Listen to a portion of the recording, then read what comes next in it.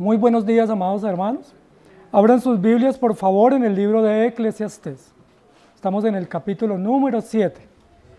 Hoy avanzaremos un versículo más de este estudio detallado que estamos llevando, entendiendo el pensamiento que el rey Salomón nos transmite sobre la vida, sobre cómo se debe vivir, sobre cuáles son las mejores maneras y actitudes para vivir en esta tierra, y cómo debemos afrontar diferentes realidades externas e internas que nosotros tenemos en el diario vivir, cómo las ve Dios, cómo las juzga. Recuerden que el libro de Eclesiastés lo estamos desarrollando con un eslogan: el mundo es vanidad y Cristo es la verdad. Y bajo ese eslogan estamos entendiendo toda esta escritura y sacándole mucho provecho. Es muy interesante el tema que nosotros estamos yendo a estudiar en el capítulo 7.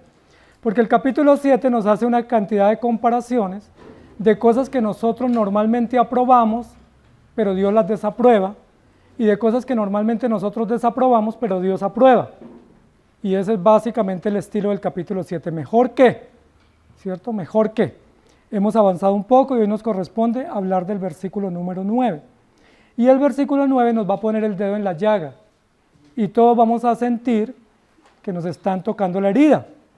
Porque el versículo 9 dice: no te apresures en tu espíritu a enojarte, porque el enojo reposa en el seno de los necios. ¿Será para nosotros esa enseñanza hoy? Si no, pues aquí se acaba todo.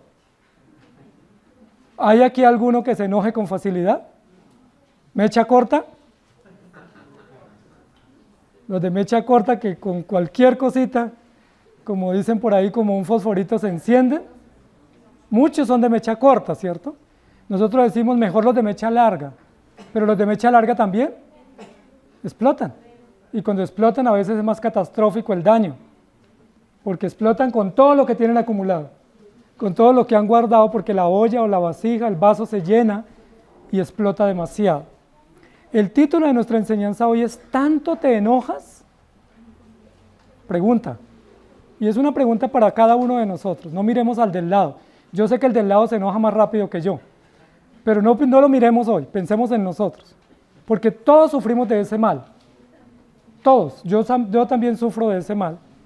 Mis hijos lo saben, y los que me conocen saben que también sufro del mal, que me enojo. Quizás no me enojo tan rápido, tan frecuente, pero me enojo. Y aquí lo que está diciendo es: no cada cuánto te enojas, no si es por la mañana y por la tarde o una vez a la semana, sino ¿por qué te enojas tanto? Esa es la pregunta que nos vamos a plantear. Vamos a hablar de una situación que enfrentamos los seres humanos que nos ha causado grandes daños, porque el tema del enojo o la altivez o la soberbia es causante de que muchas relaciones se hayan roto, es causante de que muchas amistades se hayan acabado, es causante de que muchos trabajos se hayan cerrado para nosotros, porque por la forma explosiva o reactiva como hemos actuado, pues no soportamos nada. Nos hemos dado cuenta que a veces nos ha pasado a nosotros o le ha pasado a alguien cercano nuestro, ¿sí? Que se puso muy elevado con su genio e inmediatamente ya no tiene trabajo. O se puso tan bravo, ofendió a su pareja y se quedó sin pareja. O ofendió una amistad y rápidamente perdió una amistad, y así sucesivamente. Por eso el tema es: ¿tanto te enojas? Y quiero que lo pensemos para cada uno de nosotros. ¿Por qué? ¿Cuáles son los motivos? ¿Cuáles son las razones por las cuales yo me enojo? ¿Cuáles son las circunstancias? Y si vale la pena o no. Si esas razones por las cuales yo me enojo y me pongo tan altivo, tan furioso, valen la pena. Si tienen sentido, o si realmente más bien lo que estamos haciendo es pecando. El humanismo nos eleva un eslogan común, y es: preocúpate por ti mismo. Es decir, concéntrate en ti. Y si alguien te hace daño, no te dejes, defiéndete. ¿Lo han escuchado? Es tan común, ¿cierto? En los colegios, en las casas, los padres, los amigos le dicen a uno: no se deje. Le hizo eso y usted no hizo nada. ¿Cómo así? Defiéndase. Alce la voz, no se deje. Pero el Evangelio nos plantea una verdad que es una instrucción de orden, y es: niégate a sí mismo. El que no se niega a sí mismo no es digno de ser llamado seguidor del Señor Jesucristo. Entonces, amados hermanos, vamos a hablar un poco sobre la ira. ¿Por qué nos da tanta ira? ¿Qué daño causamos con la ira? ¿Qué pecados están asociados a la ira? ¿Y cuánto pudiéramos evitar si pudiéramos controlar la ira?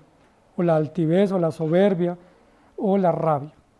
Nosotros muchas veces pensamos y justificamos que la ira es porque así somos, ¿cierto? Es que somos de tal región, decimos. ¿Sí han escuchado? Entonces yo tengo justificación para ser bravo, ¿sí o no? Los santanderianos tenemos justificación, los boyacos también, ¿o no? Los costeños también. ¿Y qué tal los de aquí de Bogotá? Los de Huila, los venezolanos también tenemos justificación, porque es que así somos los de esa tierra. Somos bravos, somos pijados, somos chichas, ¿cierto? Somos indígenas, fuertes, y podemos reaccionar así. Y casi siempre justificamos nuestro mal genio, nuestra soberbia, diciendo que la otra persona nos provocó. ¿Sí? Cuando uno se pone bravo, uno dice, es que esa persona me habló mal, o es que me provocó, o es que me desafió, o me ofendió. Es decir, yo no tengo la culpa de mi reacción. Yo reaccioné así porque alguien me provocó. Eso es la habilidad nuestra que tenemos para defendernos. Pero noten, amados hermanos, que la mayoría de los niños, por no decir todos, desde que nacen son rebeldes y se enojan. ¿Se acuerdan los primeros meses de esos niños, esas criaturitas en esas cunas? Eran diminutos, pero las pataletas que hacían eran mayores. Y nosotros los amábamos con todo el alma, pero había momentos que no sabíamos qué hacer porque reaccionaban de manera terrible. Dicen algunos psicólogos que si los bebés tuvieran la fuerza de un adulto, tendrían la capacidad de matar a sus padres o a su madre que los está cuidando cuando les está dando comida, porque reaccionan terriblemente. ¿Los han visto hacer pataleta? Bueno, algunos hacen pataleta ya grandecitos, pero generalmente todo niño hace pataleta, o lo que llamamos berrinche, ¿cierto? Que se tira al piso, que grita, que patalea, que reclama. ¿Eso cómo se llama? ¿Una forma legítima de hacer un pedido? ¿O de mostrar una necesidad? ¿O cómo se llama según la Biblia? Pues una rebeldía, un acto de soberbia, un acto de enojo, desmedido, descontrolado. Y pues como ellos no tienen los argumentos que tenemos los adultos, entonces el argumento de ellos es gritar y patalear y reclamar. O pellizcan, muerden, aruñan. Así eran las armas de defensa de nuestros hijos cuando estaban pequeños. Todos los padres, cuando pusimos a nuestros hijos al colegio, los reclamos eran: papá, su hijo mordió a un niño, su hijo pellizcó a un niño, su hijo lo aruñó, ¿sí? Lo pateó, o a alguien no le pasó a eso. Yo recibí reclamos de mis hijos, y así todos hemos recibido reclamos en los colegios de que nuestros hijos obraban mal. ¿Por qué? Porque actuaban con enojo, porque tenían unos argumentos para defenderse debido al enojo. Y vamos a hablar un poco de eso. Proverbios 19:3 es el texto de memorización de esta semana. Y miren lo que dice: la insensatez del hombre tuerce su camino, y luego contra Jehová se irrita su corazón. Este texto nos habla de la rebeldía del hombre, y recuerden que todo esto que está diciendo Eclesiastés está asociado a la necedad. Todo lo que censura el rey Salomón lo asocia al necio, y todo lo que promueve lo asocia con el sabio. Entonces aquí dice que la insensatez del hombre tuerce su camino. Es decir, el hombre es rebelde y necio y toma decisiones en contra de Dios. Y como toma decisiones en contra de Dios y le va mal, entonces ¿con quién se pone bravo? Con Dios. Si usted existe, ¿por qué me dejó fracasar en este negocio? Pero es que no le pidió a Dios ayuda para el negocio. Si usted existe, ¿por qué me dejó fracasar en esta relación? Pero es que no le pidió a Dios ayuda para la relación, ni se sometió a su voluntad. Hizo su voluntad, pero cuando le va mal se irrita y se pone mal contra Dios. Entonces el proverbista nos pone de presente que si bien es cierto, el hombre reacciona de manera fea, altiva con otras personas, la peor acción de rabia y de enojo que el hombre tiene es para con Dios. ¿Habráse visto eso? Es decir, que el enojo o el mayor depositario del enojo nuestro es Dios. Y uno dice, ¿por qué? ¿Por qué el hombre se enoja contra Dios? Si Dios es bueno, es justo, es sabio, es perfecto, no pudiéramos acusarlo de nada malo, no hace absolutamente nada contra nosotros, sino todo a favor nuestro. ¿Por qué el hombre se enoja contra Dios? Y aquí está la razón, en Proverbios. Porque el hombre es necio e insensato. Y como es necio y vive por su cuenta, quiere que le vaya bien obrando mal. Y es imposible. Entonces vamos a hablar de eso. El hombre se enoja constantemente con Dios, con la vida. Incluso uno encuentra gente brava con el pasado. Incluso algunos todavía están bravos con los españoles que nos conquistaron hace 500 años. ¿Sí? Bravos con los bisabuelos, con la herencia que tienen, con el lugar donde vienen. Imagínense la manera como procesamos nuestro enojo, nuestra ira. Vamos a mirar que la ira está asociada con un pecado adicional. La ira es pecado, ¿no? La ira desmedida es pecaminosa. Pero está asociada con un pecado que es el egoísmo. Es decir, muchas veces cuando sentimos ira por algo o contra alguien es porque estamos mostrando o nos estamos mostrando egoístas. ¿Sí? Vamos a dar un ejemplo. Una persona que ve que su hermano prospera, ¿qué siente hacia esa persona? Enojo, rabia. ¿Sí? Yo trabajo y no me va bien, no me rinde la plata y veo que fulano de tal le va mejor. Pero es egoísmo. ¿No pasa eso entre hermanos? ¿Se acuerda que los hermanos de José le tenían envidia? Y los hermanos de David le tenían envidia también, o celos. Y ese egoísmo, ese malestar porque el otro prospera, se traduce en una amargura, en guardar un enojo. ¿Sí? A veces los hermanos terminan no hablándose más o no trabajando juntos. ¿Por qué? Porque dices que él prospera más y yo no. O es que a él le va mejor y a mí me va menos. O porque a él lo quieren más y a mí me quieren menos. ¿No vivieron esos egoísmos en la casa cuando eran hermanos? Siempre hay un hermano que es más apreciado porque es más amigable o más jovial, y hay uno que de pronto es un poquito más tímido o más retraído, y a veces ese que es más tímido guarda enojo contra su hermano diciendo, ¿por qué a mi hermano sí lo quieren? ¿Por qué siempre a él lo tienen en cuenta y a mí no? ¿Sí les pasó o no? Pues pasa hasta en la iglesia. Pero ese tema es de egoísmo, y el egoísmo que uno guarda en el corazón es pecaminoso, pero también puede llenar de amargura el corazón y se traduce en venganza. Ese es el caso de dos ejemplos que la Biblia nos presenta, y es el ejemplo de Caín y el ejemplo del rey Saúl. Caín es un ejemplo de una familia temerosa de Dios, con principios cristianos, que se llenó de egoísmo contra su hermano. Y la Biblia dice que cuando se llenó de egoísmo, de molestia, de enojo, decayó su semblante y planeó una venganza contra su hermano. ¿Recuerdan cómo terminó la historia? Caín mató a Abel, sin ninguna justificación, sin ninguna razón. La única razón era la que él tenía en su propio corazón.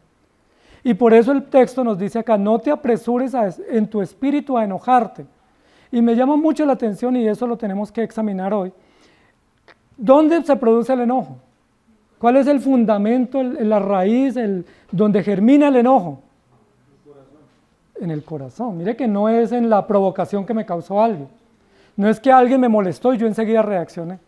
Porque a veces pensamos que el enojo es una reacción.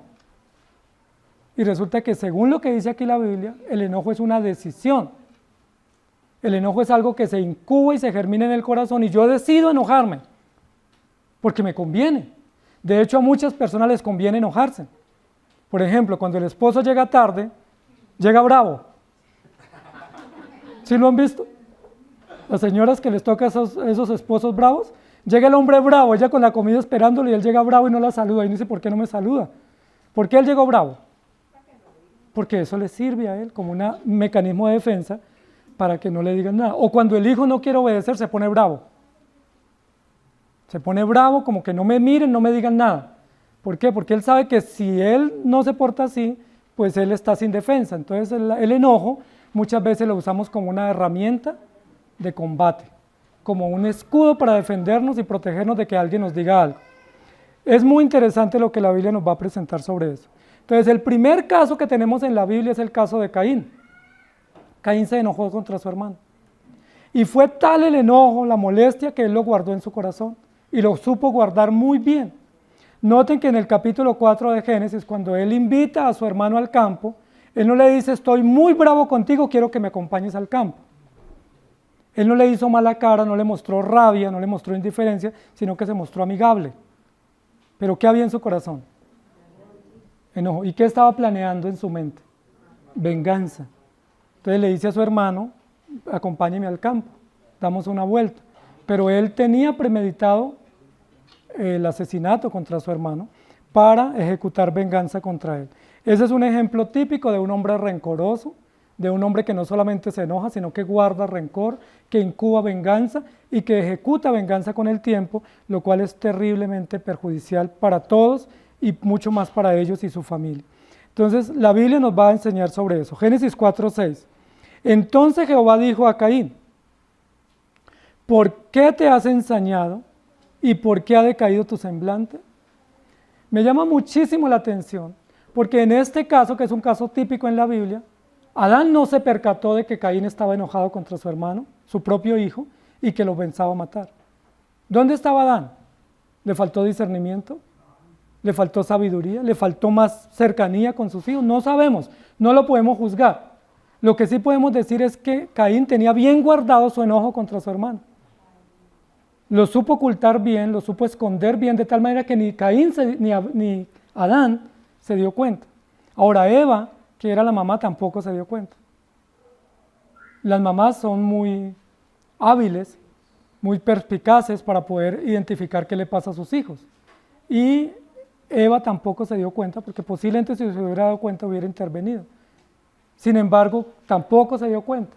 Abel tampoco se dio cuenta que su hermano, cuando le hablaba, lo invitaba al campo, tenía una doble intención.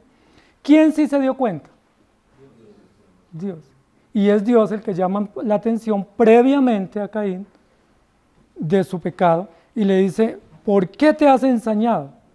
Es decir, ¿por qué te has ensañado de rabia, de molestia, de malestar? ¿Y por qué ha decaído tu semblante? Mire que solo Dios se dio cuenta de lo que había en el corazón, pero también del aspecto físico que tenía debido a la ira, debido a la rabia. Y luego vino la consecuencia. Dice la Biblia que lo mató, se levantó contra él, y no solamente eso, sino que también pues dijo que no había sido responsable y se excusó. Amados hermanos, la ira puede traer grandes consecuencias, y una consecuencia es que si la ira no se procesa bien, no se arregla, no se solucionan los problemas, terminamos guardando rencor, y con el tiempo ese rencor se traduce en venganza. Escuchamos a veces en las noticias que dice que mataron a alguien por venganzas personales. Eso debiera traducirse por enojo o por rencor almacenado en el corazón, porque no se pidió perdón y no se arregló. Primera de Pedro 3:9 dice lo siguiente, que es una advertencia para nosotros, es una orden para nosotros: no devolviendo mal por mal, ni maldición por maldición, sino por el contrario, bendiciendo, sabiendo que fuisteis llamados para que heredases bendición, no devolviendo mal por mal. Es decir, no haciendo lo que nuestro corazón nos dice. Si a mí me golpean, ¿qué me dice mi corazón? Golpee más duro.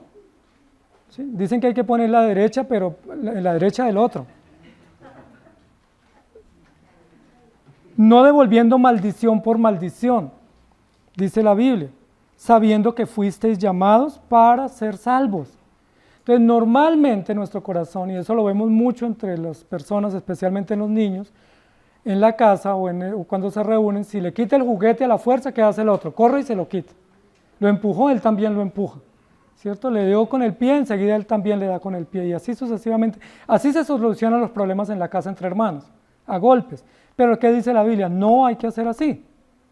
No devolvamos mal por mal. Si me hacen mal, yo debo hacer bien. Y si no estoy dispuesto a hacer el bien, por lo menos no le haga mal a la persona. Si no tengo la disposición de hacer bien, no le hago mal. Entonces la Biblia sí nos ordena eso, dice: porque ustedes ya son hijos de Dios. Y miremos 1 Samuel 18:9, que es otro caso también interesante de familia, porque es un caso de un suegro con un yerno, del suegro, el rey Saúl, que se enojó contra su yerno, que era el rey David, el futuro rey David, y se enojó y también lo quería matar. Y desde aquel día Saúl no miró con buenos ojos a David. Desde un día cualquiera, David no le hizo absolutamente nada a Saúl. David más bien lo protegió. David era amigo de Jonathan, el hijo de Saúl. David era el esposo de la hija de Saúl, que se llamaba Mical. David tocaba el arpa para el rey. Lo defendió cuando Goliat amenazó al pueblo más de 40 días y él mató al gigante. Es decir, David era una bendición para Saúl.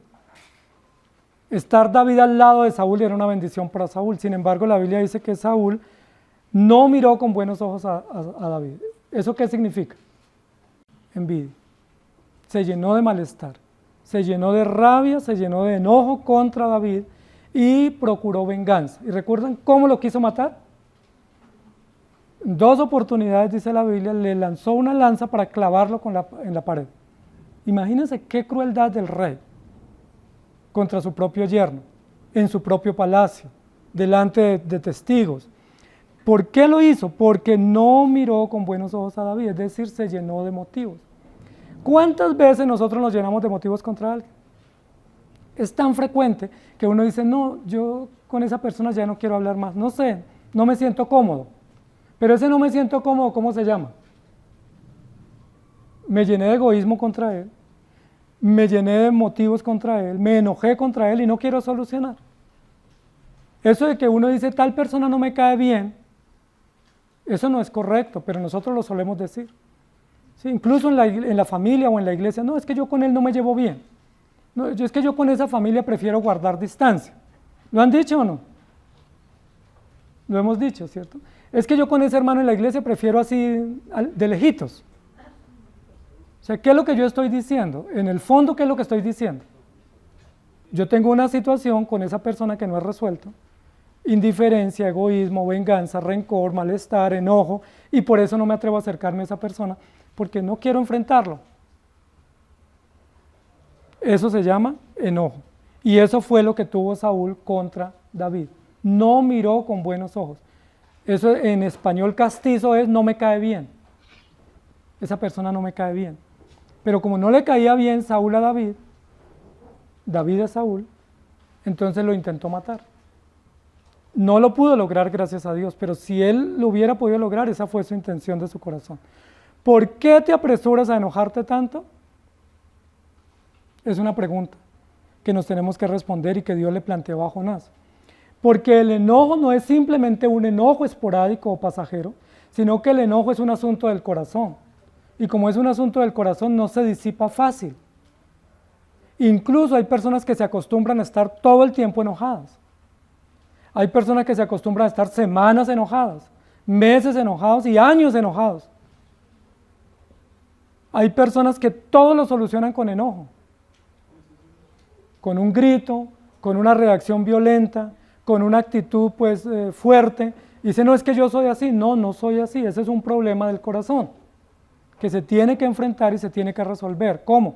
Con reconocimiento, con confesión, con arrepentimiento y solicitando la ayuda del Señor. ¿Por qué te enojas tanto?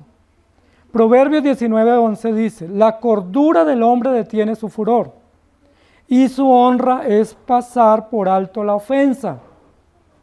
Aquí nos da una fórmula para enfrentar el enojo espontáneo o rápido que nos da con frecuencia. ¿Cómo lo puedo hacer? ¿Cómo enfrento mi enojo? Con cordura, es decir, con sabiduría. Es decir, piense primero si vale la pena enojarme, piense primero qué consecuencias puedo tener, piense primero qué dice la Biblia sobre el enojo y luego si me enojo. Piense primero con cordura, porque la cordura, es decir, la sabiduría, la prudencia, detiene el furor. Yo puedo estar muy acalorado, pero si primero pienso, primero medito, posiblemente digo, no vale la pena, no tiene sentido, voy a detener mi enojo. Y luego dice, y es honra, es decir, es honroso, es valeroso, es valiente, ¿quién pasa por alto la ofensa? Miren lo interesante, el mundo ¿qué dice? Si te empujan, empuja. Si te golpean, golpea. Si te gritan, grita. Y si te cierran en carretera, ciérralos. Pero ¿qué dice la Biblia? Es honroso para el sabio pasar por alto la ofensa, es decir, déjelo pasar. Déjelo que siga, posiblemente está afanado. Posiblemente va para la iglesia y no quiere llegar tarde.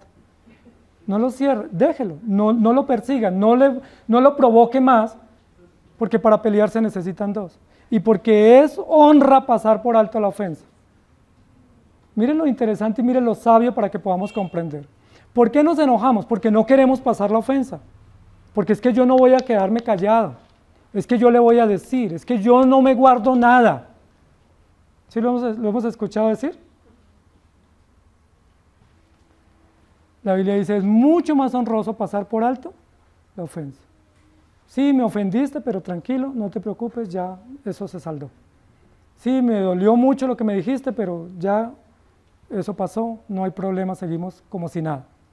Pero si sacamos todo a la mesa y lo exponemos, posiblemente la pelea es muy grande. Proverbios 16:32.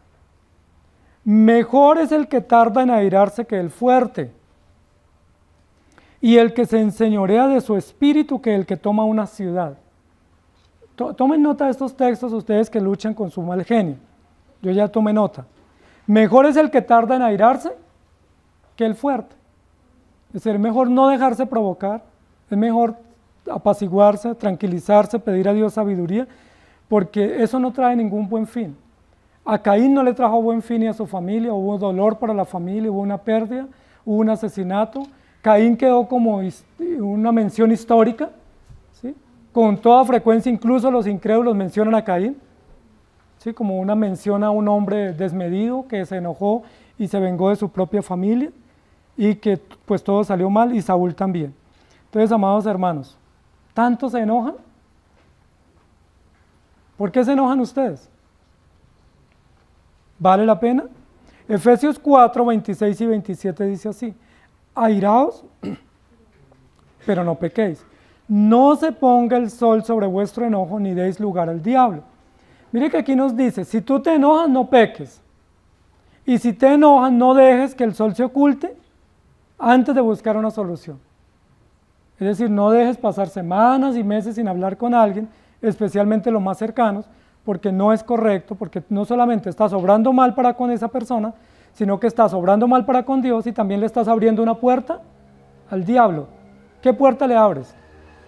Pues de que haya rencor, de que se incube la venganza, el odio, el fastidio, porque uno piensa que la ira o el enojo se va mitigando con el paso del tiempo y resulta que no. Con el paso del tiempo el enojo se va aumentando, el corazón se endurece y es mucho más difícil perdonar. No se ponga el sol sobre vuestro enojo. Eso incluso lo debiéramos tener como una terapia en casa. Si alguien se enoja, hay que decirle, acuérdese que ya se le va a oscurecer. ¿Sí? Entonces, si usted quiere estar enojado, enójese bien temprano, porque tiene todo un día de gabela para organizar las cosas antes de que se oscurezca.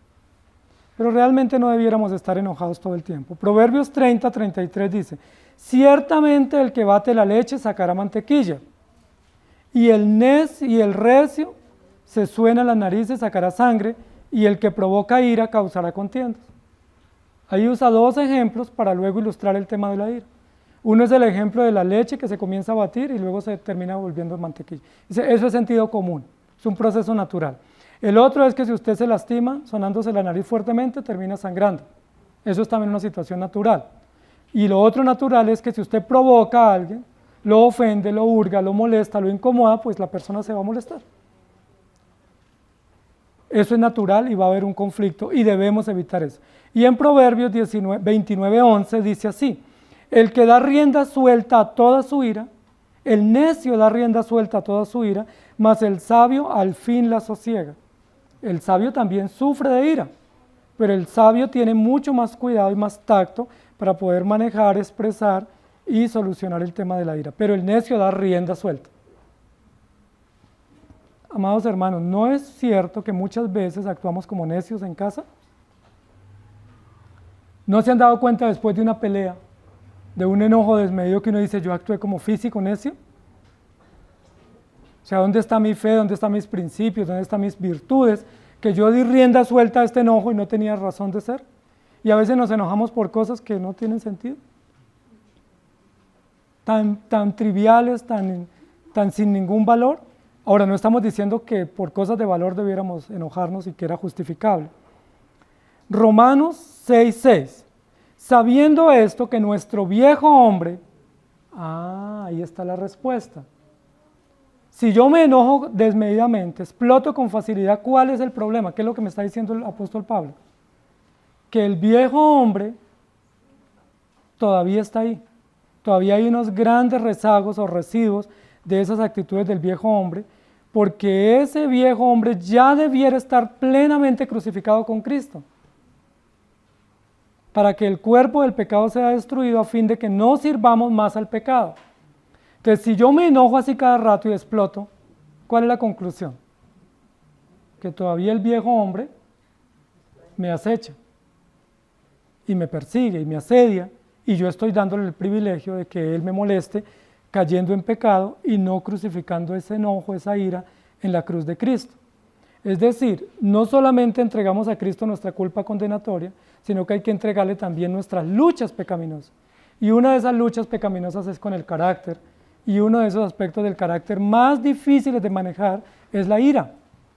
Es una de las emociones más fuertes y más difíciles de manejar. ¿Qué hay que hacer cuando nos dé la ira? Crucificar esa ira con Cristo. Es decir, llevar esa ira a la cruz a través de la oración, a través de una actitud de confesión y decirle: Señor, ayúdame. Ayúdame no a enojarme, sino a tener tranquilidad, a tener paz, a no alterarme, a pasar por alto la ofensa, a buscar una solución al problema y a ser un hombre tranquilo, no conflictivo. Miren que incluso la Biblia dice que para aspirar a un cargo público en la iglesia, que serían los cargos oficiales, dice que no hay que ser iracundo. ¿Sí lo han leído? Que no hay que ser pendenciero, que no hay que ser de conflicto, de pelea, porque imagínense yo pastor y agarrándome a golpes con ustedes allá afuera.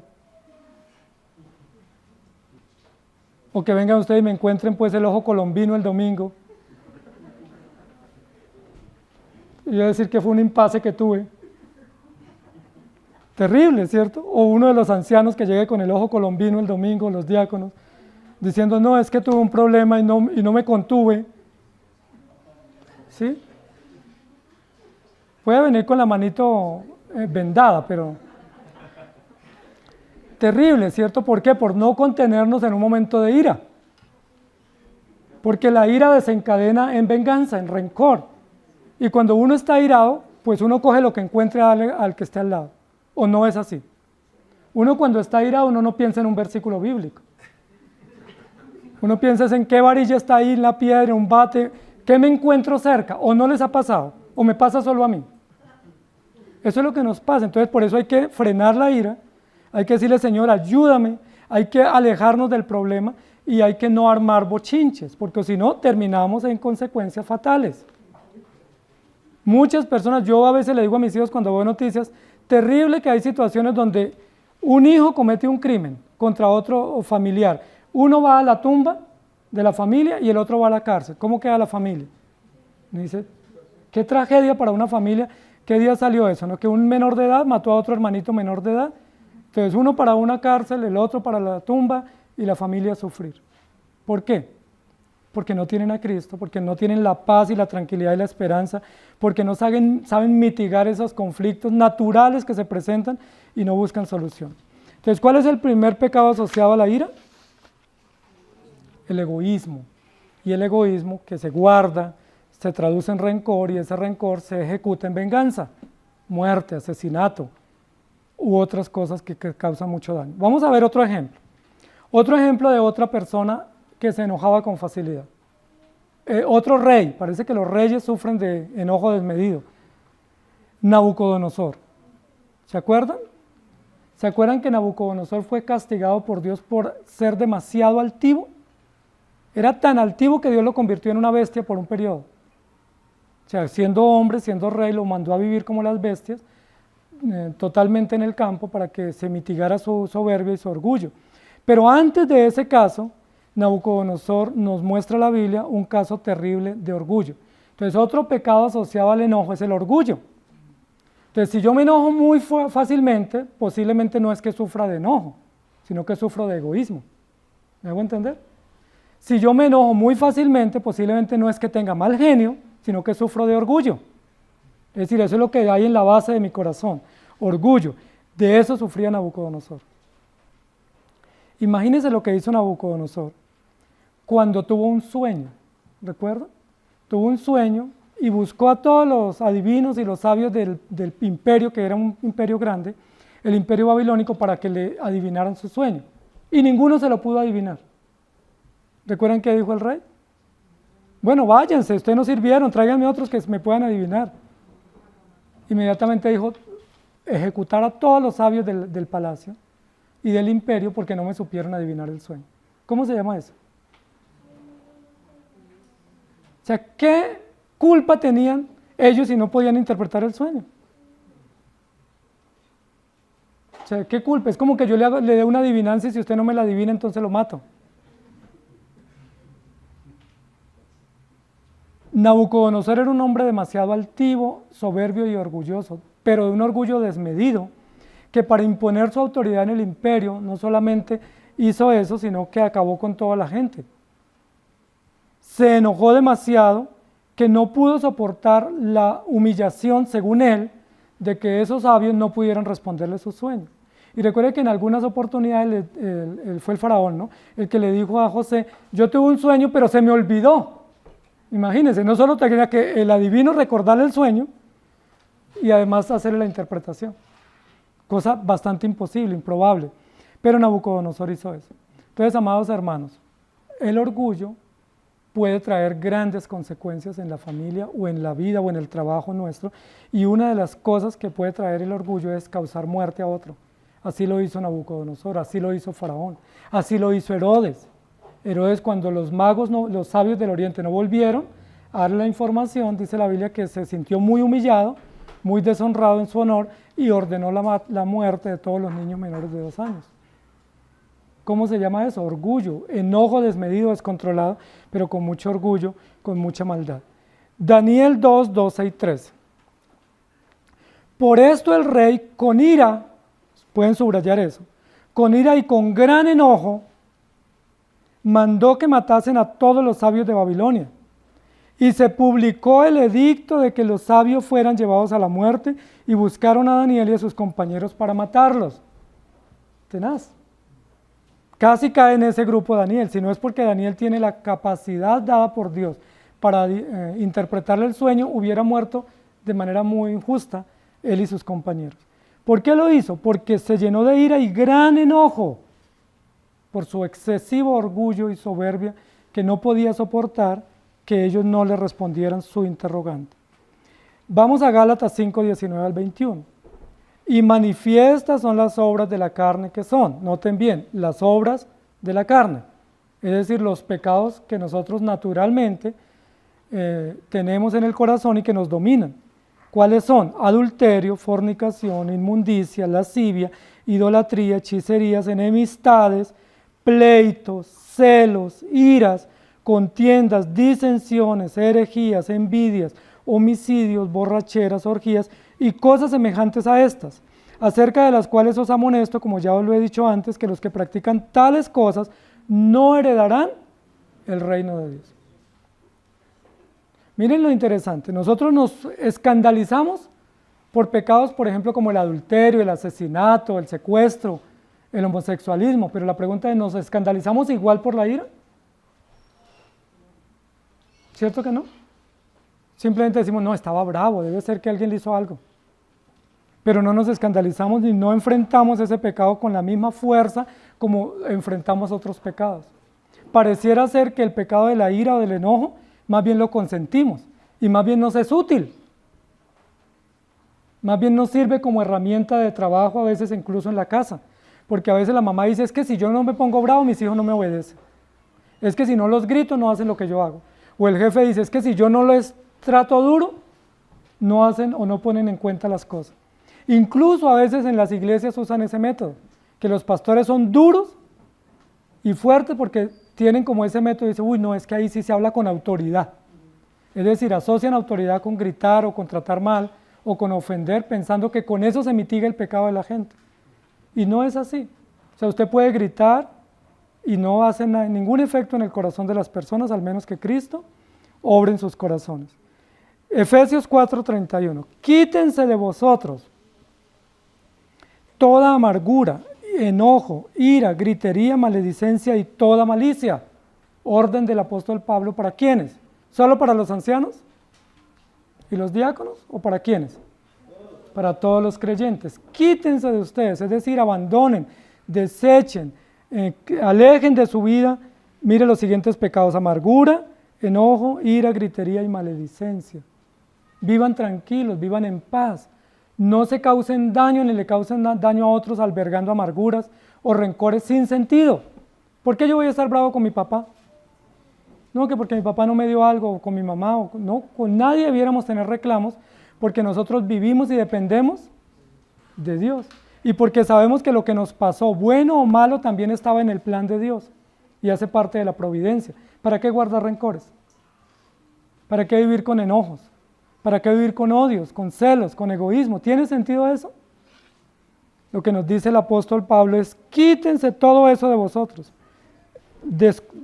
Abandonen todo eso para que ustedes puedan vivir tranquilamente. Lucas 9:23, y decía a todos: si alguno quiere venir en pos de mí, niéguese a sí mismo, tome a sí mismo su cruz cada día y sígame. Y Romanos 6:11, así también vosotros consideraos muertos al pecado, pero vivos para con Cristo Jesús, Señor nuestro.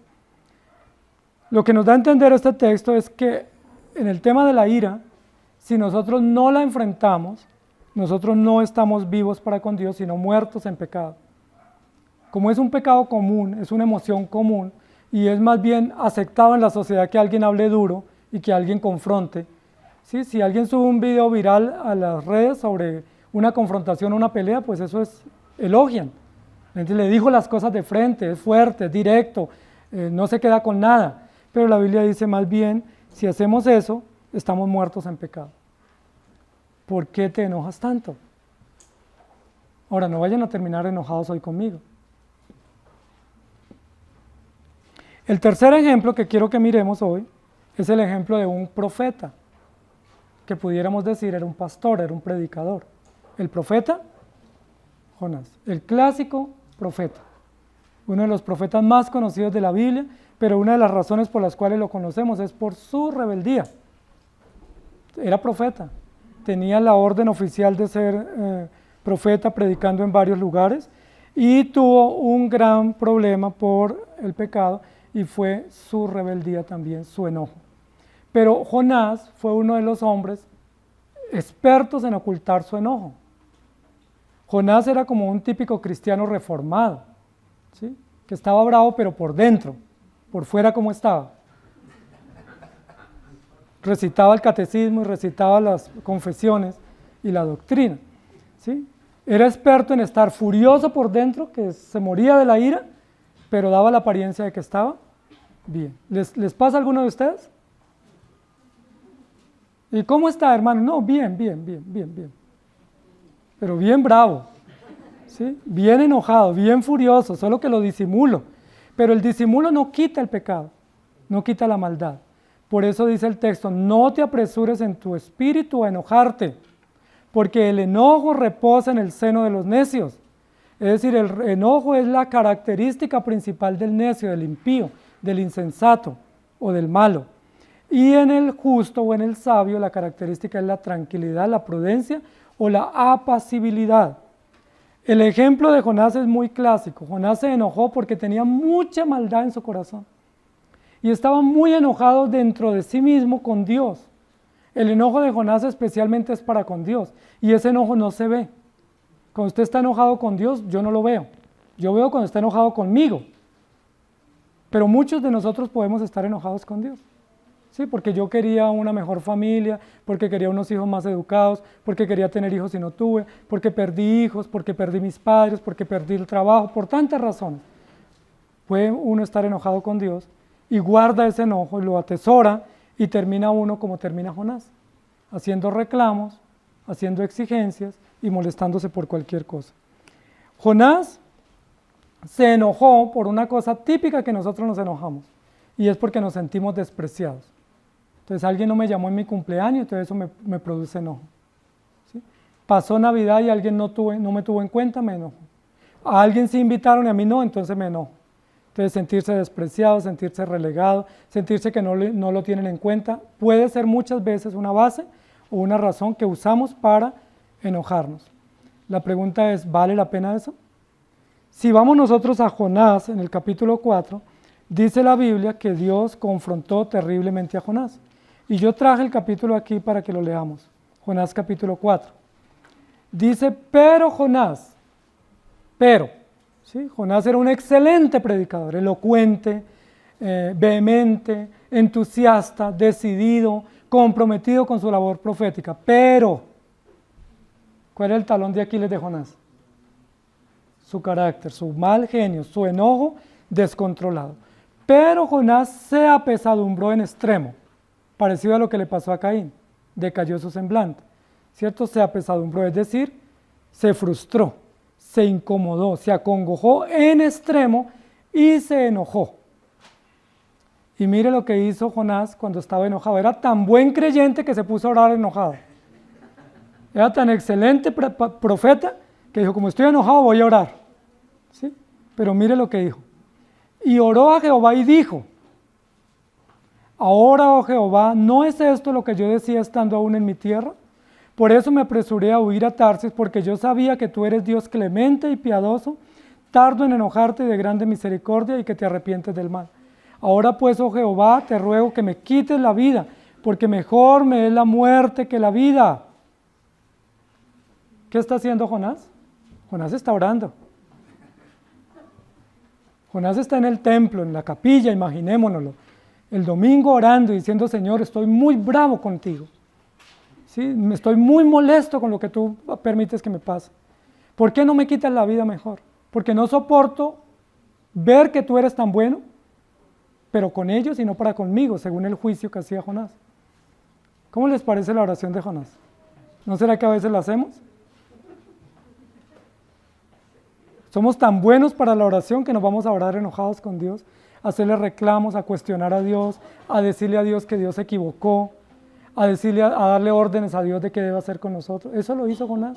Es decir, Jonás es el colmo del enojo, porque no solamente se enojó y reaccionó mal con el pueblo de Nínive y se mostró pues a sí mismo enojado, sino que peleó con Dios.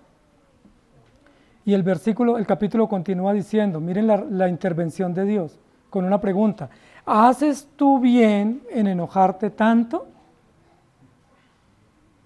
Dios no se puso a discutir con Jonás, porque con un enojado es mejor no discutir. ¿Sí? Con alguien que está enojado es mejor dejarlo tranquilo y pasarlo por alto. Dios solamente le hace una pregunta, ¿haces tú bien en enojarte tanto? Y salió Jonás de la ciudad y acampó hacia el oriente de la ciudad y se hizo allí una enramada y se sentó debajo de ella a la sombra para ver qué acontecería con la ciudad. Y preparó Jehová Dios una calabacera, la cual creció sobre Jonás, para que le hiciese sombra sobre su cabeza y le librase de su malestar. Y Jonás se alegró grandemente por la calabacera. Pero al venir el alba al día siguiente, Dios preparó un gusano, el cual hirió la calabacera y se secó. Y aconteció que al salir el sol, preparó Dios un recio viento solano, y el sol hirió a Jonás en la cabeza y se desmayaba y deseaba la muerte, diciendo, mejor sería para mí la muerte que la vida, por la circunstancia que estaba pasando. Entonces dijo Dios a Jonás, ¿tanto te enojas por la calabacera? Y noten cómo le respondió Jonás, sí, mucho, y...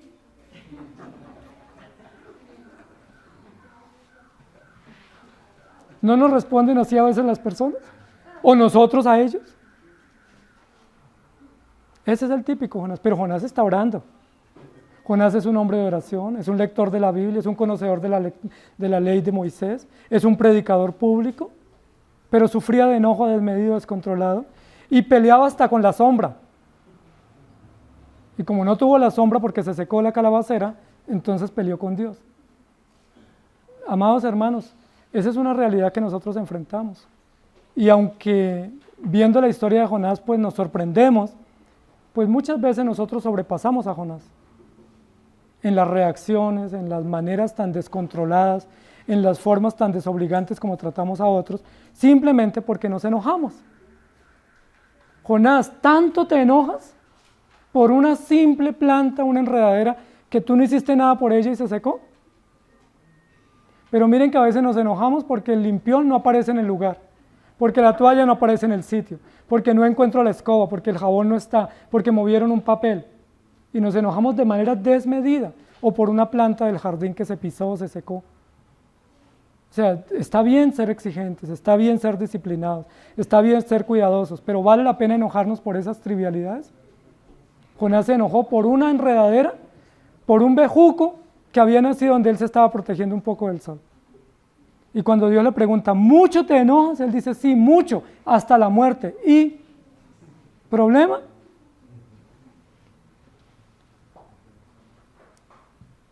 Entonces Jehová Dios le dijo, tuviste tu lástima de la calabacera, en la cual no trabajaste, y tú no la hiciste crecer, que en espacio de una noche nació, y en espacio de otra noche pereció.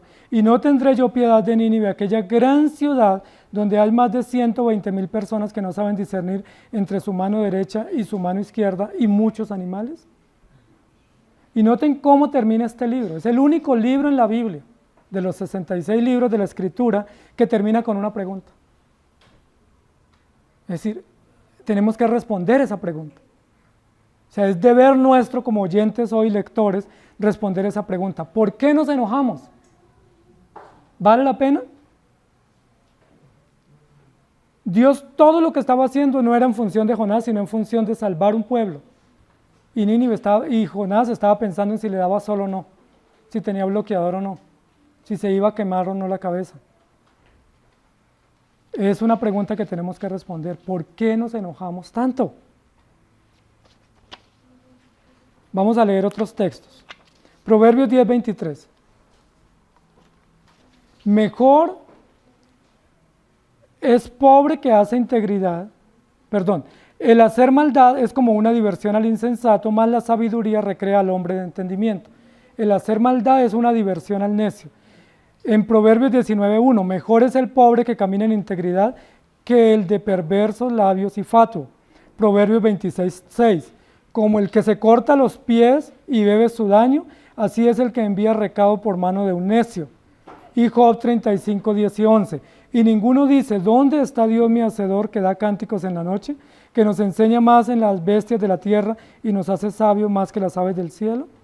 Y en Marcos 11:26, porque si vosotros no perdonáis, tampoco vuestro Padre que está en los cielos os perdonará vuestras ofensas.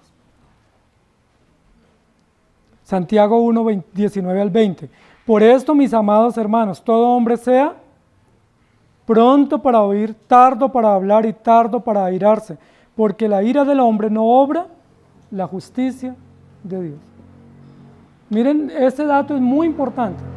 Hay un impedimento para el operar de la justicia de Dios, y ese impedimento es la ira desmedida. Es decir, ni siquiera Dios trata con una persona que se aira desmedidamente, más bien lo deja a un lado. O sea, si usted está triste, Dios puede obrar. Si usted está contento, Dios puede obrar mucho más fácil. Si usted está cansado, Dios puede obrar. Pero si usted está enojado, ¿quién puede tratar a un enojado? ¿Quién puede lidiar a una persona que se sale de sus cabales? Dios dice ahí también, la ira del hombre no obra la justicia de Dios. Por eso, tardos para airarnos. El texto de hoy dice, no te apresures en tu espíritu a enojarte, porque el enojo reposa en el corazón de los necios. Varias cosas como conclusión. El enojo es pecado. El enojo es un asunto del corazón, no es un asunto de acción o reacción. El enojo es un asunto que nosotros podemos controlar. ¿Cómo? Reconociéndolo, confesando y pidiendo ayuda a nuestro Dios que nos guarde y procurando también con su ayuda ser pues mucho más considerados en ese tema y no dejarnos provocar. Y también el enojo es un asunto de los necios. Es decir, si usted vive una vida de enojo, de rabia, de molestia, de malestar, probablemente usted lo que está diciendo es yo no he nacido de nuevo. Eso hay que revisarlo. Probablemente está diciendo yo soy un hombre esclavo en pecados o una mujer esclavo en pecados y no he nacido de nuevo porque me controla, me domina el enojo. ¿Tanto te enojas? Señor, gracias te damos por esta mañana, por darnos tu palabra. Tu palabra nos dice no solamente lo que está mal, sino que también nos muestra las consecuencias y también nos da la salida. Todos nosotros los seres humanos, desde el pecado de Adán y Eva, somos rebeldes y todos nos enojamos, algunos más rápido y otros menos. Algunos lo expresan, otros lo ocultan, pero todos nos enojamos, todos sufrimos de enojo, de malestar, de egoísmo, de incomodidad con otros, incluso contigo. Y te pedimos que nos perdones, porque muchos negocios hemos perdido por nuestro enojo, Muchas relaciones y amistades hemos perdido por nuestro enojo. Muchos buenos contactos hemos perdido por la rabia y el malestar. Y también hemos pecado contra ti. Nos hemos alejado de personas, hemos guardado rencor, hemos cometido venganza. No hemos matado posiblemente no porque no deseemos, sino porque nos da temor hacerlo. Te pedimos que nos perdones. Danos paz, Señor, en el corazón. Danos tranquilidad para actuar con mesura. Ayúdanos a pasar por alto la ofensa. Ayúdanos a perdonar en lugar de ofender. Y ayúdanos, Señor, a reconocer que somos frágiles y que en esta área es una emoción muy fuerte que casi nos controla y nosotros necesitamos tu ayuda. Por favor, ten misericordia de nosotros. Y ayúdanos a nuestros hijos que todavía están en formación y bajo nuestro cuidado, a ayudarles también, no a respaldarles y patrocinarles su rebeldía, sino a mostrarles cada día con tu palabra que son pecadores y a mostrarles el camino también para ir a Cristo. Ten misericordia de nosotros, Señor, y ayúdanos para aprender de ti, que eres manso y humilde de corazón. Y en ese sentido hallaremos descanso para nuestras almas. Gracias te damos en el nombre de Jesús. Amén. Que el Señor les bendiga, queridos hermanos.